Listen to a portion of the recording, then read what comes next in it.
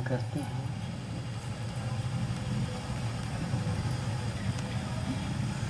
अभी अभी आप अमृत पान कर रहे थे।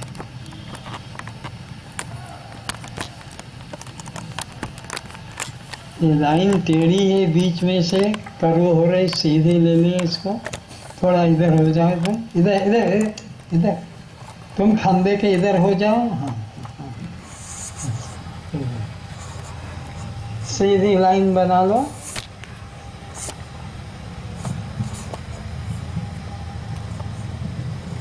तुम भी थोड़ा इधर हो जाओ।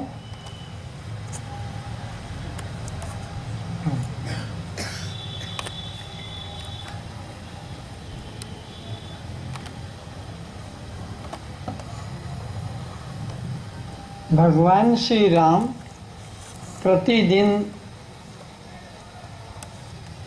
सुबह उठकर अपने पिता माता को और गुरु को प्रणाम करते थे, नियम है। उसके बाद और दूसरा काम करते थे। एक दिन की घटना, राज तिलक का उनका मुहूर्त पंडितों ने निकाल दिया था कि कल राम को राजगद्दी पर बिठाया जाएगा। सुबह जब वो प्रणाम करने गए तो पिता ने कहा, तुम सीधे वनवास को निकल जाओ 14 वर्ष के लिए। कोई क्वेश्चन आंसर प्रति नहीं हुआ। राम ने भी ऐसे घर की तरफ मुड़कर नहीं देखा कि कुछ लेकर तो चलो।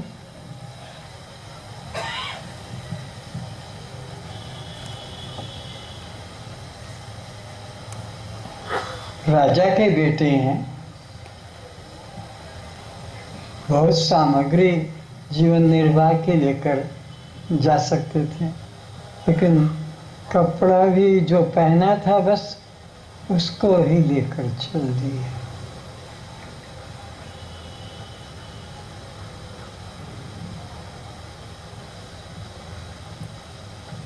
गैस चूल्हा तब नहीं था, लेकिन काठ की चूल्हा बर्तन ले जा सकते, लेकिन भोजन पकाने की कोई वस्तु साथ में नहीं, अग्नि भी नहीं। 14 वर्ष के लिए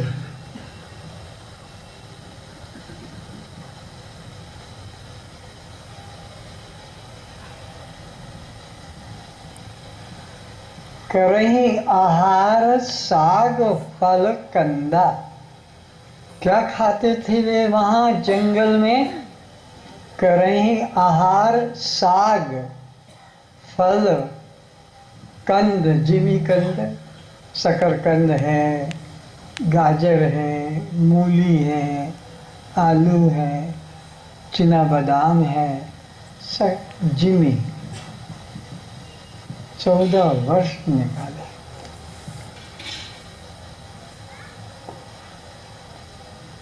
एक दिन भी बीमार नहीं पड़े, कहीं शास्त्र में वर्णन नहीं। कोई अयोध्या से राजवैद्य भी उनकी ट्रीटमेंट के लिए देखने के लिए नहीं गया, चेकअप करने के लिए।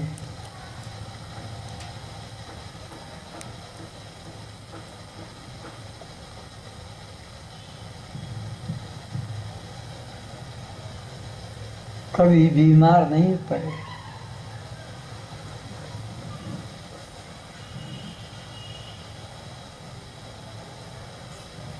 उनके जीवन को देखो।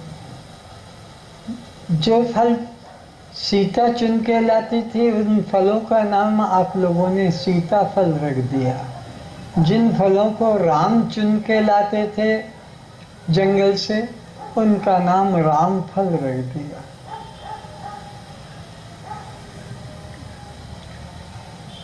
तो इस तरह से राम अपने जीवन व्यतीत किया। और आप लोगों को समझाते समझाते ये भी शरीर से बूढ़ा हो चला, लेकिन आपकी आसक्ति अंडा, मछली, मांस में अभी भी ललचाती है। कहीं शादी ब्याह में मौका मिले और कोई देखे नहीं तो खा लेते हैं। देखो कितना हमारे मन की अवस्था।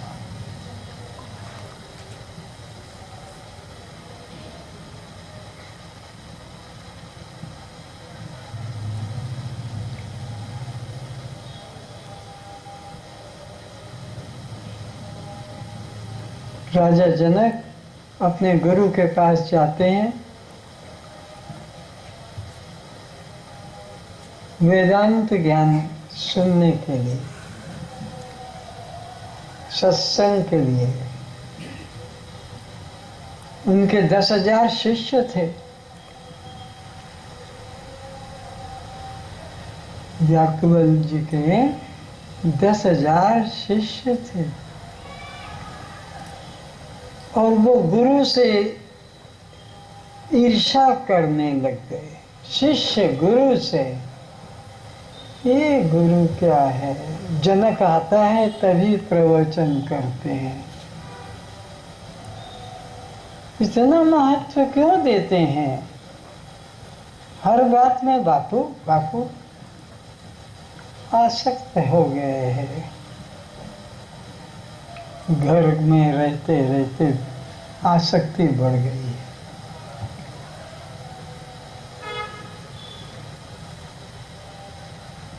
शिष्यों ने आपस में मीटिंग करना शुरू कर दिया। देखा हम सब बैठे हैं सन्यासी, घर परिवार को छोड़कर, और हमारे लिए कोई महत्व ही नहीं। जनक आया, बस प्रवचन शुरू हो जाता था। जनक नहीं आया, सब शिष्य बैठ गए। तो शिष्यों ने कहा, गुरुजी हम सब लोग आ गए हैं, अब कमरे में कोई नहीं है। हाँ ठीक है, वो उपनिषद लेकर आना, तो जावल दर्शन उपनिषद।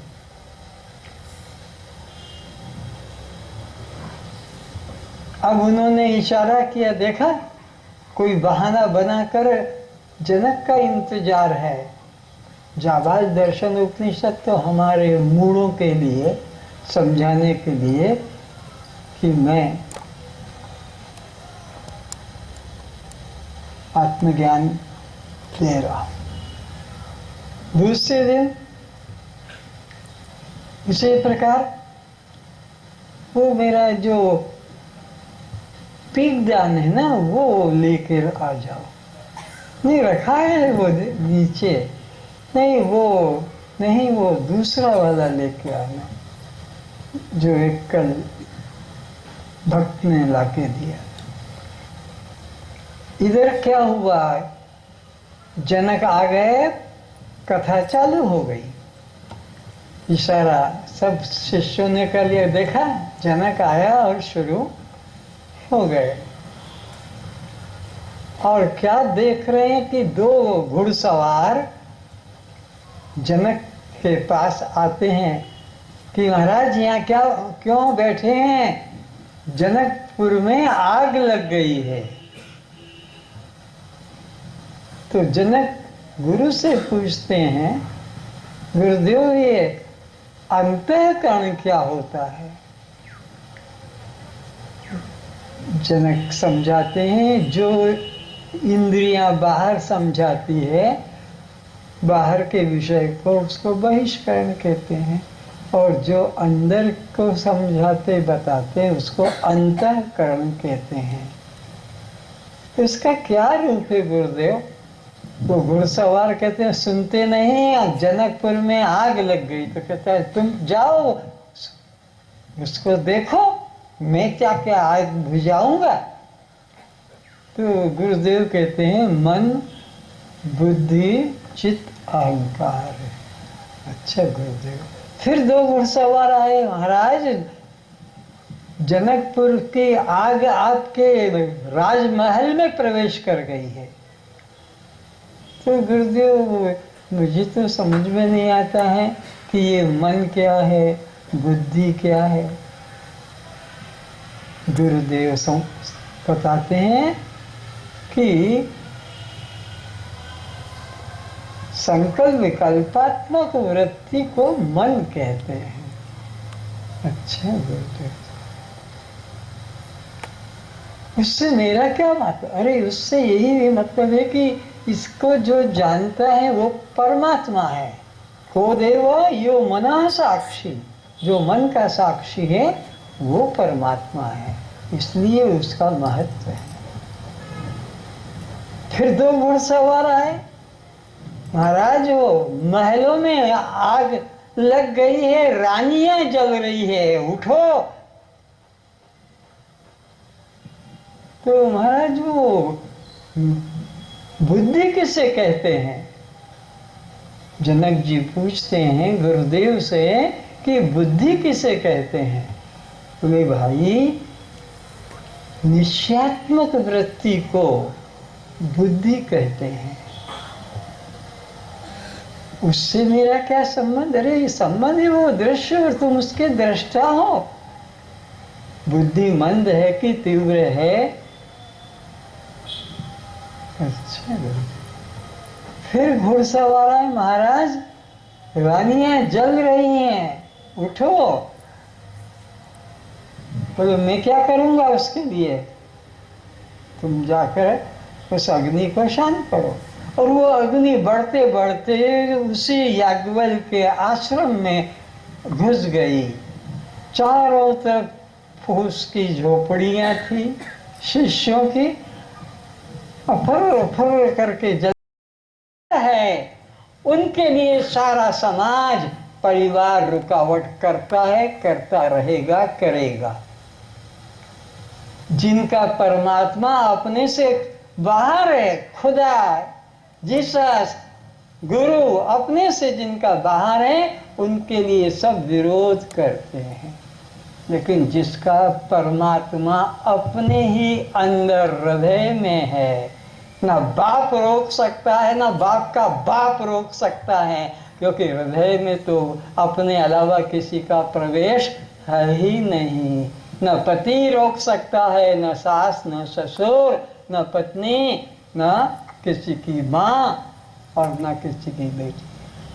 कल एक व्यक्ति अपने घर के अंदर प्लेन से आया, कल जो बीत गया, अचानक दिल्ली में गुड़गांव में सर्विस कर रहा है और कल आया, क्योंकि 7 साल पहले शादी हो गई थी और 7 साल के बाद में उन्होंने आपस में मिलने का निश्चय इनकार कर दिया कि हम अब पति पत्नी नहीं रहेंगे।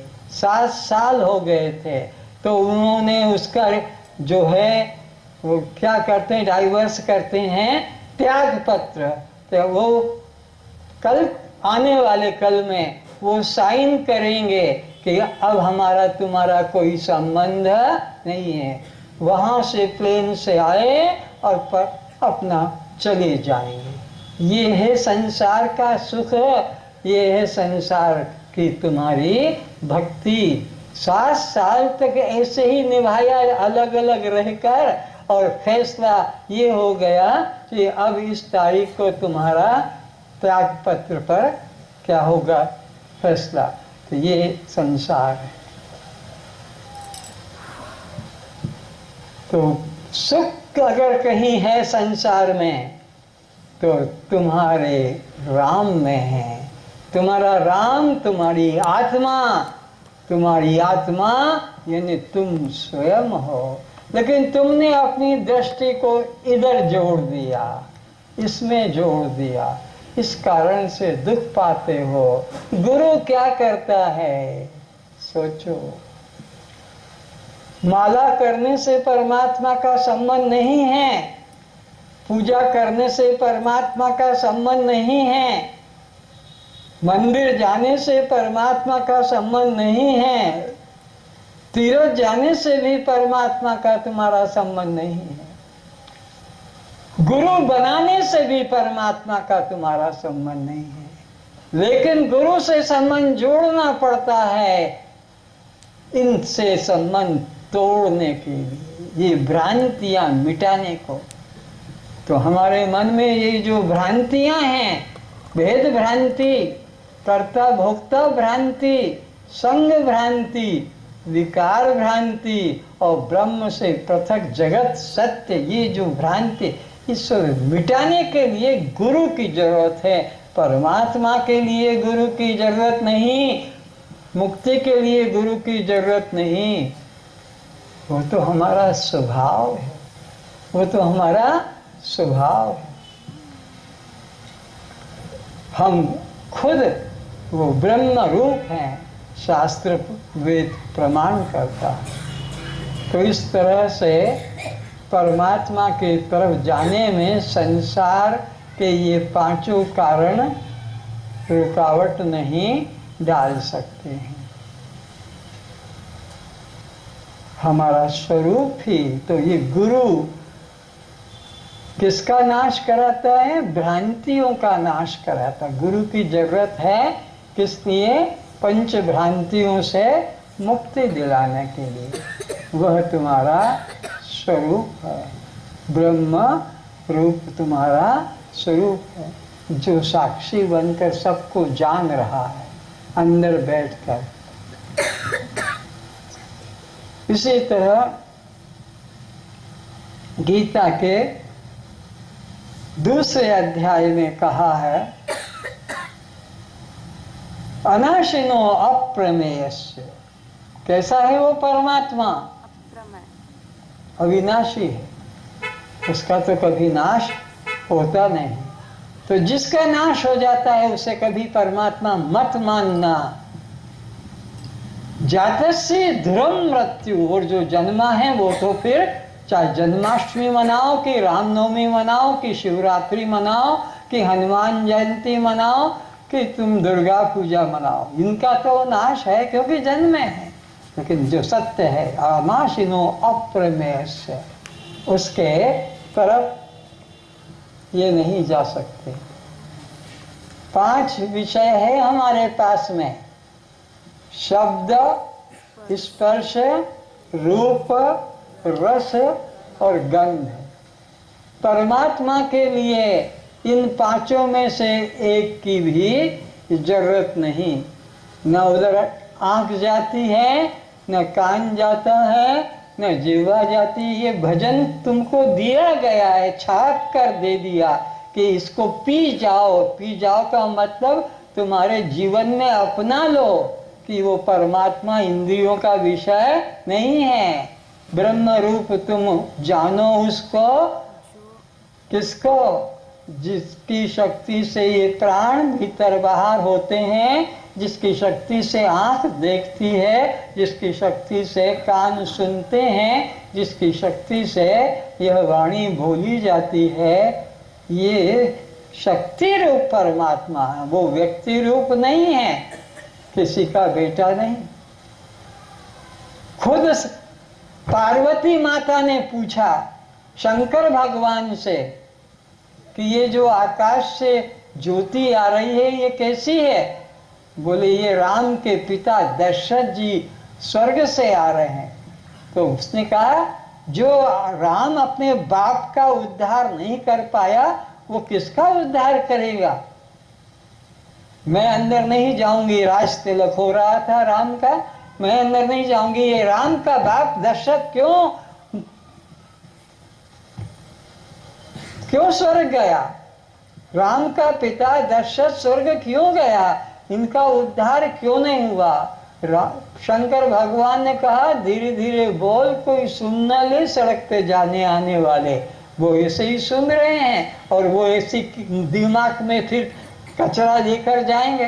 तो राम ने कहा और शंकर भगवान ने कहा एकांत में बताऊंगा, बोले अभी बताओ। तो बताया कि दशरथ भेद भक्ति उर्लावा। पार्वती पूछ रही है कि दशरथ जी को स्वर्ग क्यों मिला, मुक्ति क्यों नहीं मिली? तो कहा दशरथ भेद भक्ति उर्लावा। तो जो घर घर में बैठे हैं, कोई दुर्गा का, कोई गणेश का, कोई शंकर का फोटो ले लेके रोज धूप अगरबत्ती कर रहे हैं, इनका मोक्ष नहीं होगा। खुद शंकर भगवान कहते हैं कि दशरथ जी राम का जो है भेद भाव से भक्ति करते थे। दशरथ भेद भक्ति उर्लावा, ताते उमा मोक्ष नहीं पावा। जो तू पूछ रही है हे उमा, उसका यही एक कारण है कि जब तक कोई जीव द्वैत भाव रखेगा कि परमात्मा और है और मैं और हूँ, वो अन्य है, मैं वो मंदिर में है, वो तीर्थ में है, वो मूर्ति में है, वो चित्र में, ऐसा जब तक उसके मन में है परमात्मा के प्रति द्वैत भाव, उसका कल्याण नहीं होगा। ये भगवान शंकर ने पार्वती माता को समझाया। तो परमात्मा इंद्रियों का विषय नहीं, न उसे कान से जान सकते हो, न उसे त्वचा से जान सकते हो, न उसे आप अपनी आँखों से जान सकते हो, न उसे जिह्वा से जान सकते हो, न नासिका से। ये पांचों तो संसार के लिए है। कान से तो संसार की शब्द सुनोगे, त्वचा से तो संसार का स्पर्श करोगे, इन आँखों से तो संसार का रूप देखोगे, इस जीवा से तो संसार की महिमा वाणी गाओगे, और इन नासिका से संसार का ही गंध लोगे। परमात्मा कैसा है? अनाशिनो अप्रमेयस्य। अब इसका अर्थ सुनो, अप्रमेय। तो दो शब्द हैं, एक प्रमेय और एक अप्रमेय। प्रमेय उस विषय को कहते हैं जो विषय इन हमारे यंत्रों से, इंद्रियों से जान लिया जाता है। रूप को आँख से जान लेंगे, रस को जिह्वा से जान लेंगे, गंध को नासिका से जान लेंगे, शब्द को कान से जान लेंगे। परमात्मा न कान से जाना जाएगा, न त्वचा से जाना जाएगा, और न रूप आँखों से जाना जाएगा, और न अपना जिह्वा से जाना जाएगा, और न नासिका से। अनाशिनो अप्रमेय से। बैठना तो एक जगह बैठ जाओ, नाचो मत इधर उधर। बहुत बड़े समझदार हो गए, घूम घूम के सुन रहे हैं, बैठो एक जगह, नहीं तो बाहर जाओ। परमात्मा अविनाशी है, अप्रमेय, इंद्रियों का विषय भी नहीं है। इंद्रियों से उसे जान नहीं सकते हो, बल्कि वो तो विषय को और इंद्रियों को जानने वाला है। वो जानने में आने वाला, वो तो जानने वाला है। तुम मन को जान सकते हो तो बताओ तुम्हारा मन कैसा है? तुम अगर जानने वाले का विचार करोगे परमात्मा का, तो तुम नहीं इंद्रियों से जान सकोगे। कैसी है बुद्धि, कैसे जानोगे? कैसा है तुम्हारा चित्त, कैसा है तुम्हारा अहंकार?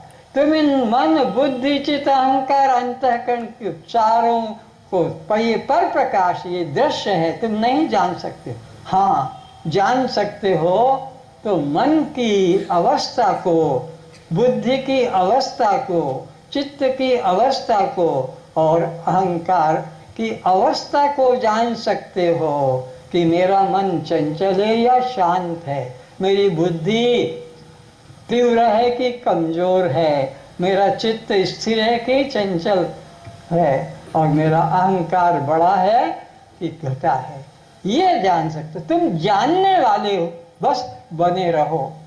जानने की चेष्टा में जीवन बर्बाद मत करो। ये जितने जितने जानने वाले गए हैं बस मर ही गए हैं।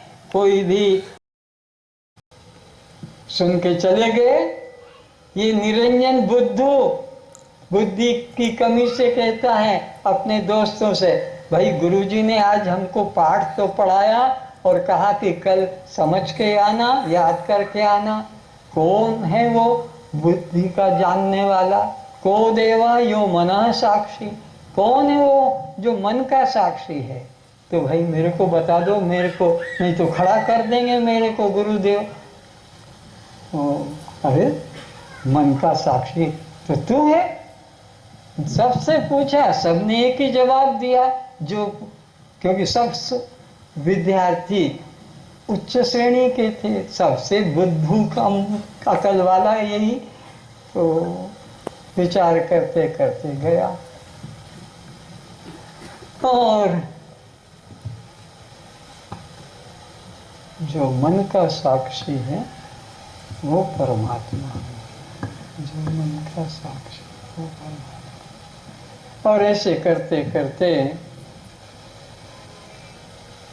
हाय हाय हाय हाय हाय,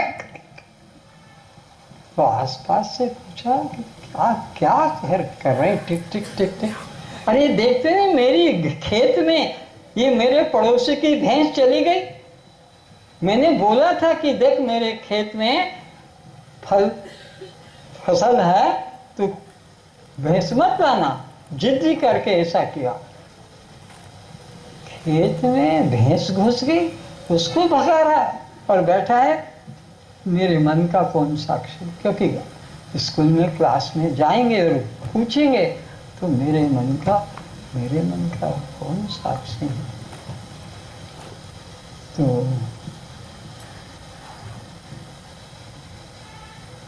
पता लगा कि तेरे मन का तो तू साक्षी है। तूने ही तो जाना कि मन खेत में चला गया, ध्यान छोड़ के और खेत में गया और खेत में भैंस को भगा रहा है और तू तो यहीं बैठा है। तो कौन गया? तू गया कि मन गया?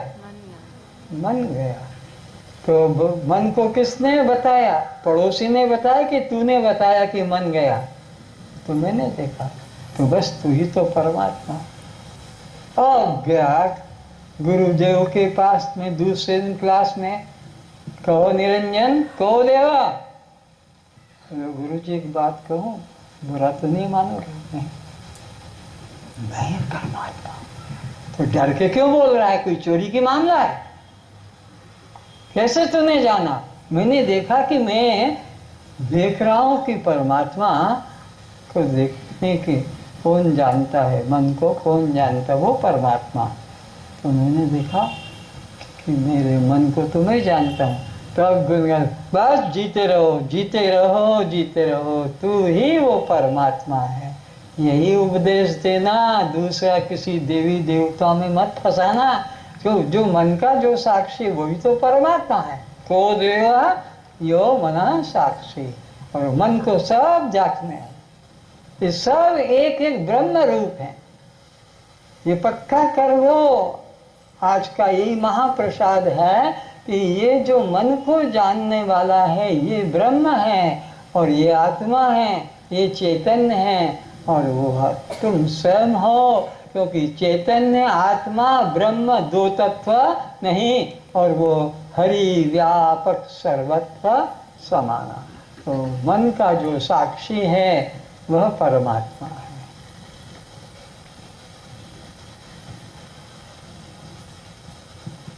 और उपनिषद कहता है, कठोपनिषद, उत्तिष्ठत जागृत प्राप्य वराना निबोधता क्षुरस्य धारा निष्ठा दुर्त्या दुर्गम पथ तत्कव्यो वदन्ति। हे अज्ञान निद्रा में सोने वालों, भव्य जीवों पर अज्ञान निद्रा में सोने वाले भव्य जीवो, जागो जागो जागो। कब तक सोते रहोगे, कब तक सोते रहोगे।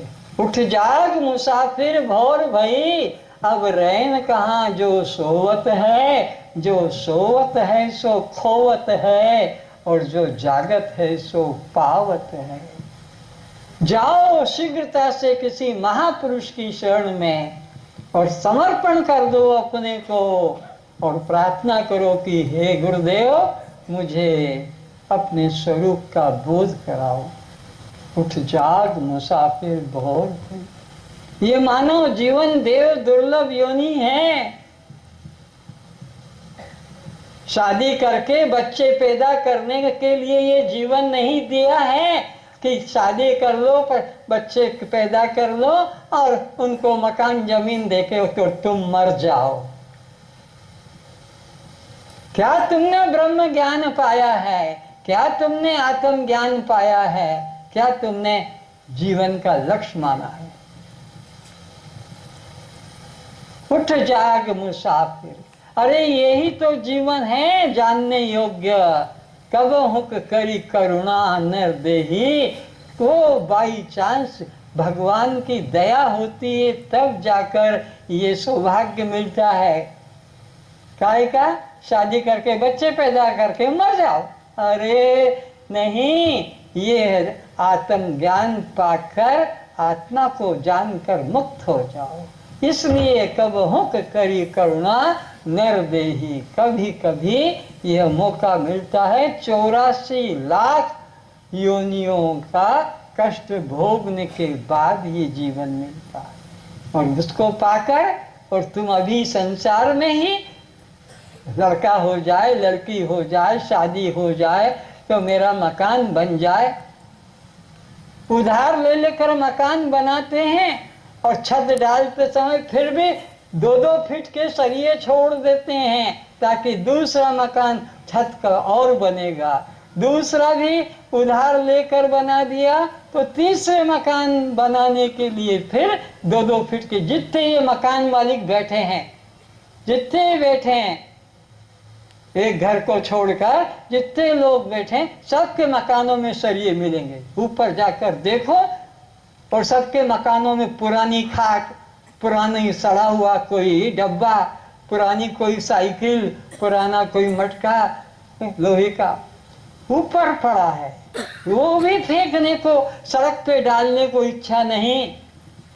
तुम मर जाओगे, ये एक एक ईंटा संभाल संभाल के रखते रहो, टूटे खाट तो फर्नीचर को।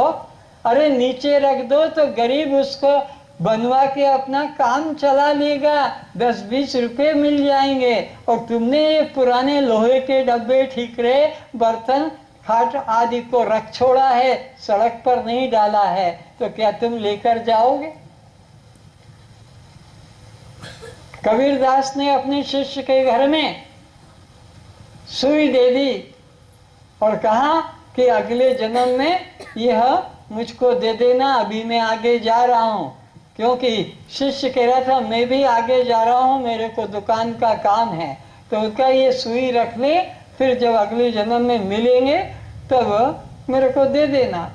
उसने रख ली और वो कबीर चला गया दूसरे गांव। तो सोचा कबीरदास जी ने, गुरु जी ने कहा ये सुई अगले जन्म में देना। अरे अगले जन्म में ये सुई तो मैं नहीं ले जा सकूंगा, कपड़े में सिल के ले जाता। तो कपड़े में तो कपड़ा भी तो गांव के लोग यहीं जला देते हैं, नंगा कर देते हैं। अगर मैं सब अपनी बड़ी बड़ी हीरे जवाहरात बिक्री करके संपत्ति और जंगा में सिला लेता डॉक्टर के पास कि भाई इसमें भर दो जितने आते हैं, तो इसलिए परमात्मा ने शरीर को भी यहीं रखवा लिया, बिल्कुल नंगा करके भेजा। शरीर को भी रखवा लिया था कि ये शरीर में अपनी कीमती वस्तुओं को बेचकर हीरे लाल ऊपर ले जाता। तो ये है तुम्हारी स्थिति। और मैं ब्रह्म हूँ, मैं दृष्टा साक्षी आत्मा हूँ। तोतों की तरह, सुआ की तरह रट रट के बैठ गए। और हम तो हर सप्ताह सत्संग करते हैं और हर प्रकार का आत्मा का ही चिंतन करते हैं तो उसके जीवन में फिर दुख भी, वो उसके सुख का मालिक है, वो सुख खुद जानेगा। इन्हें आनंद घन आत्मा जो सत्संग करते हैं सब समय आत्मचिंतन करते हैं।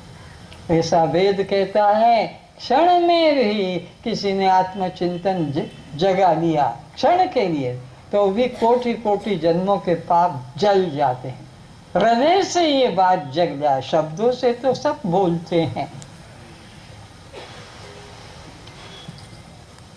तो उपनिषद कहता है कि वह परमात्मा को गुरु के निकट जाकर और जान लो अब ये मौका फिर बार बार आने वाला नहीं है।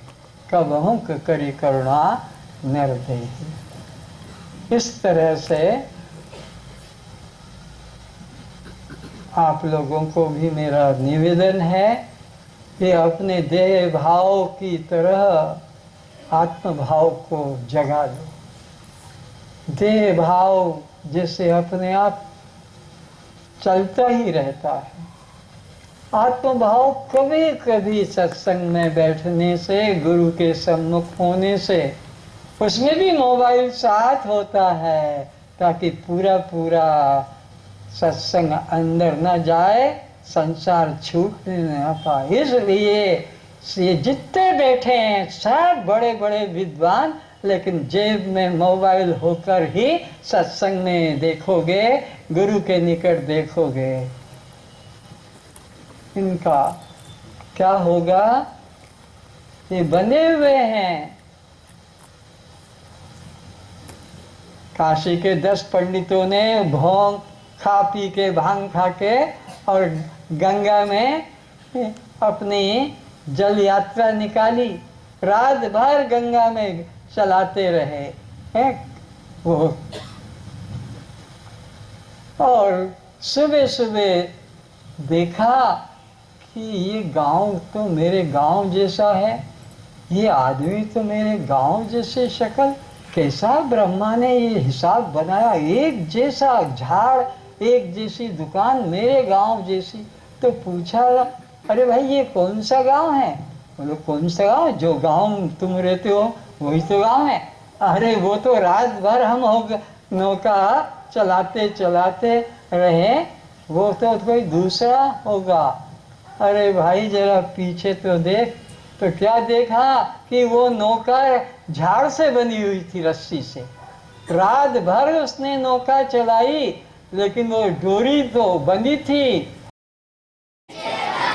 दृश्य है, अनात्मा है, शव है, पर प्रकाश है।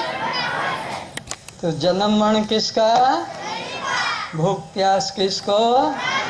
सुख दुख किसको? बंध मोक्ष किसको? अच्छा।